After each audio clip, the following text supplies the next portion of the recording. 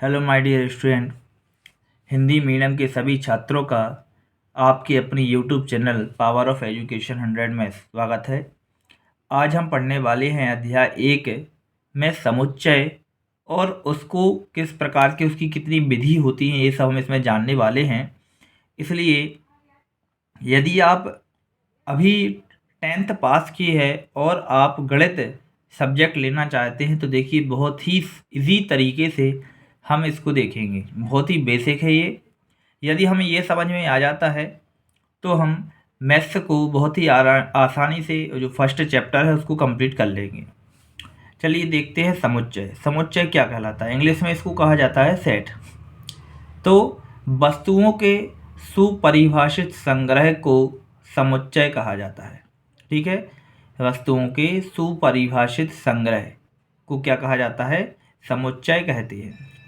देखिए, सुपरिभाषित का मतलब होता है यहाँ पर जो क्या हो, जिसको हम गिन सकें, जो काउंटेबल हो। तो ऐसी वस्तुएं जो काउंटेबल हो, इनका समूह क्या कहलाता है? सेट या समुच्चय कहलाता है। ठीक है, अब हम यदि बात करते हैं समुच्चय के बारे में और क्या होता है तो चलिए जानते हैं। तो समुच्चय को प्रदर्शित करने की दो विधि होती हैं। समुच्चय को प्रदर्शित करने की कितनी विधि होती हैं? दो विधि होती हैं। तो एक होती है रोस्टर।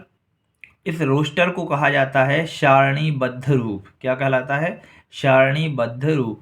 तो या तो रोस्टर फॉर्म बोलते हैं या फिर बोलते हैं सारणीबद्ध रूप। और दूसरा होता है समुच्चय निर्माण रूप। तो आज हम जानेंगे रोस्टर रूप क्या कहलाता है और समुच्चय निर्माण रूप क्या कहलाता है।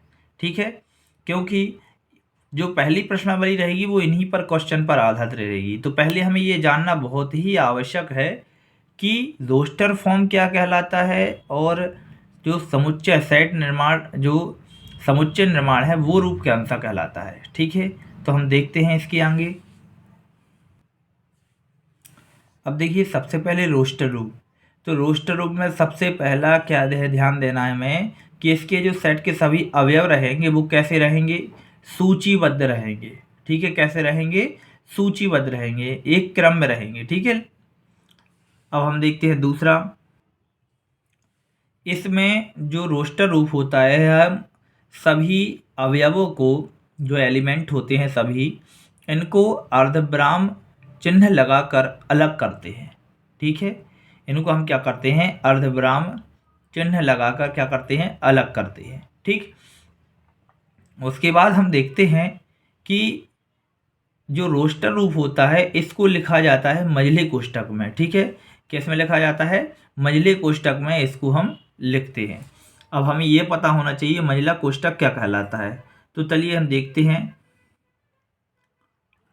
तो देखिए, जैसे ये वाला जो कोष्ठक होता है, तो ये वाला कोष्ठक क्या कहलाता है?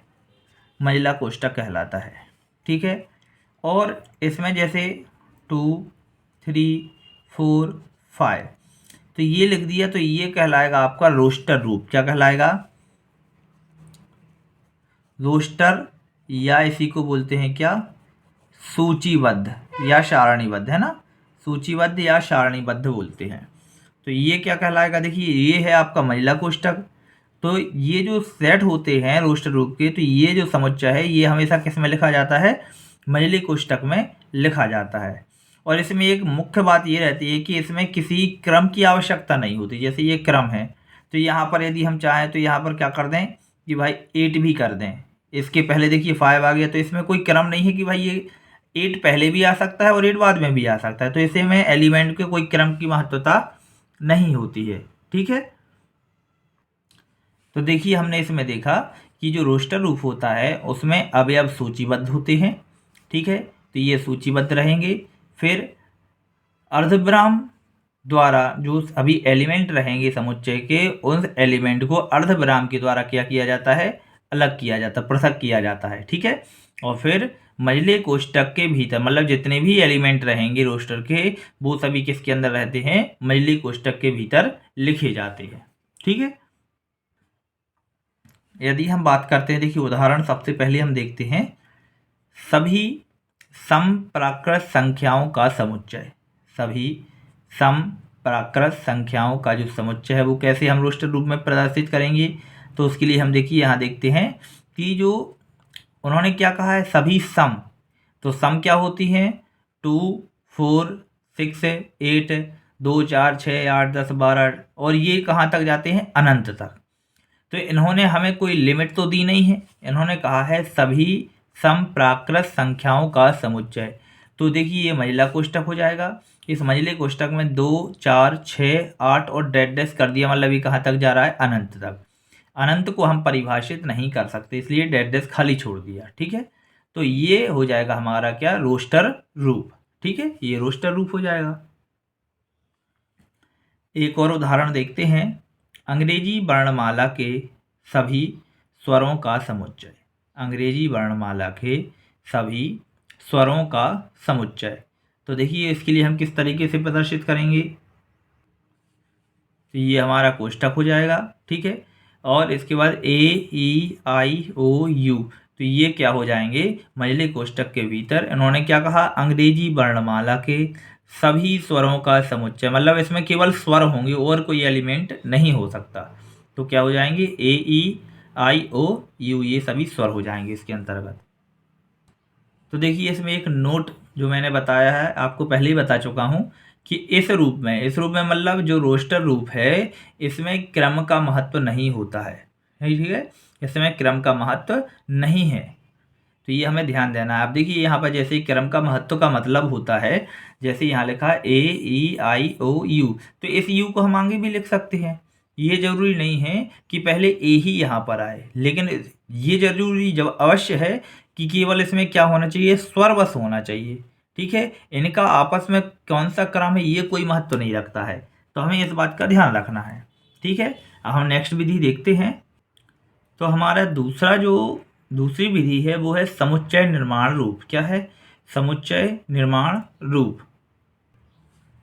तो देखिए इसमें क्या होता है कि जो समुच्चय निर्माण रूप है, तो किसी समुच्चय के सभी अवयवों में, जो समुच्चय है कोई भी, उसके सभी अवयवों में एक सर्वनिष्ठ गुणधर्म होता है। जो समुच्चय होता है, उस समुच्चय के जितने भी एलिमेंट होते हैं उसमें एक क्या होता है, एक गुणधर्म होता है। कौन सा गुणधर्म होता है, जो सर्वनिष्ठ सभी में होता है, और वो हमारा गुणधर्म है। देखिए मैंने यहाँ पर पहले से लिख रखा हुआ है, जो समुच्चय से बाहर के किसी भी अवयव में नहीं होता। जो समुच्चय से बाहर के सभी अवयव में नहीं होता। हो सकता है आपको ये समझ में ना आया हो, उदाहरण से आपको बिल्कुल क्लियर हो जाएगा। एक बार फिर देखते हैं, किसी समुच्चय के सभी अवयव, जितने भी उस समुच्चय में अवयव रहेंगे, उनमें एक क्या होता है, एक सर्वनिष्ठ गुणधर्म होता है, जो समुच्चय से बाहर के किसी अवयव में नहीं होता है। और इसे हम, इस समुच्चय को कैपिटल भी के द्वारा प्रदर्शित करते हैं। ठीक है, इस समुच्चय को भी से प्रदर्शित करते हैं। देखिए कोई भी समुच्चय है तो उसको हम किसी भी कैपिटल लेटर से प्रदर्शित कर सकते हैं, इसमें जरूरी नहीं कि ही, लेकिन समुच्चय निर्माण रूप जो है उसको हम किससे करते हैं, भी से करते हैं। अब हम इसके बाद देखते हैं इसके उदाहरण। देखिए ये इसका उदाहरण है, भी इक्वल क्या हो जाएगा, x। इसमें जो समुच्चय निर्माण रूप होता है, इसमें एक हम प्रतीक लेते हैं। प्रतीक मतलब होता है कोई भी चिन्ह लेंगे, x, y, z कोई भी ले लेंगे। तो x ले लिया हमने, उसके बाद दो कोलन लगाए जाते हैं। कोलन लगाने के बाद देखिए हमने इसमें क्या लिखा कि x अंग्रेजी वर्णमाला का एक स्वर है। देखिए इसके पहले हम एक पढ़ चुके थे, ये आपने देख रहे होंगे कि इसके पहले हमने ये बताया था कि अंग्रेजी वर्णमाला के सभी स्वर AEIOU हैं। तो भाई हमने इसमें क्या कह दिया कि x जो है अंग्रेजी वर्णमाला का एक स्वर है। तो अंग्रेजी वर्णमाला का स्वर है, तो इसका मतलब वो A भी हो सकता है, E भी हो सकता है, I भी हो सकता है, O भी हो सकता है, U भी हो सकता है।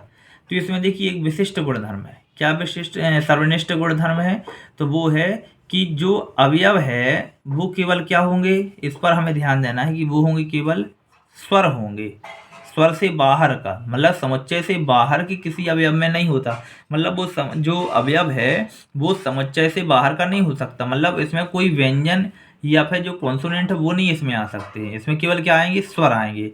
तो यहाँ पर ये क्या हो जाएगा, समुच्चय निर्माण रूप के x सच दैट, इसको सच दैट बोलते हैं। ठीक है, x अंग्रेजी वर्णमाला का एक स्वर है। अब एक स्वर है इसलिए एक स्वर बोला कि भाई एक्स का पता नहीं है कि वो ए है कि ई है कि आई है कि ओ है कि यू है, लेकिन ये क्लियर है कि वो क्या है, एक स्वर है। और अंग्रेजी वर्णमाला में केवल 5 स्वर होते हैं, वो हैं ए ई आई ओ यू।